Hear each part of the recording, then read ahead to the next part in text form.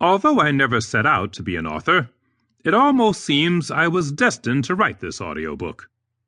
Unlike many of my peers in the animation industry, I grew up knowing that one could make a living in commercial art. My father, Bob Levy, achieved remarkable success in advertising. In the span of 4 decades, his career ran the gamut from creative vice president of Benton & Bowles to creative director at Gray Advertising, Bozell Jacobs, Kenyon & Eckhart, and J. Walter Thompson. The demands of a high-profile career in advertising would be enough to zap anyone's strength. But for my father, that was just his day job. At night, his second identity as a freelancer would begin. From his home office, he often worked until 2 a.m., creating logos, designs, and illustrations for high-profile clients, including Pfizer and Procter & Gamble. Growing up in suburban Long Island, New York, most of my friends bonded with their dads over a shared interest in sports. With both of us hopelessly non-athletic, my dad and I bonded over the world of commercial art. Our nightly ritual went like this. Dad came home around 8 p.m. I would follow him upstairs, where he would take his shoes off to relax a moment before supper.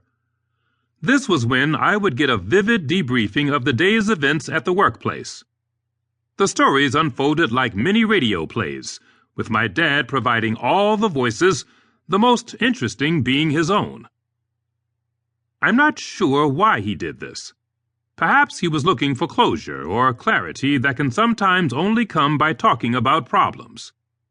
For a while, I was probably too young to offer much back. But these talks taught me at a tender age the meaning of words like client, rep, art director, copy editor, traffic person, account person, and portfolio.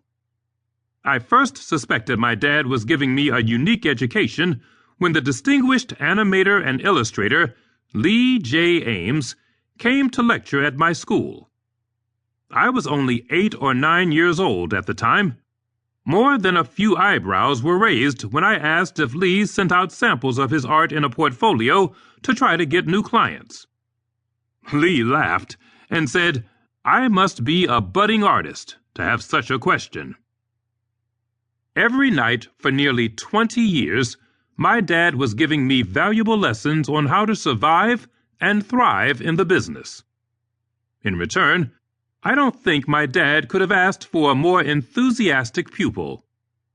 I got caught up in the drama of each office story, and I would eagerly await the next installment, the way some people anticipate the daytime soaps.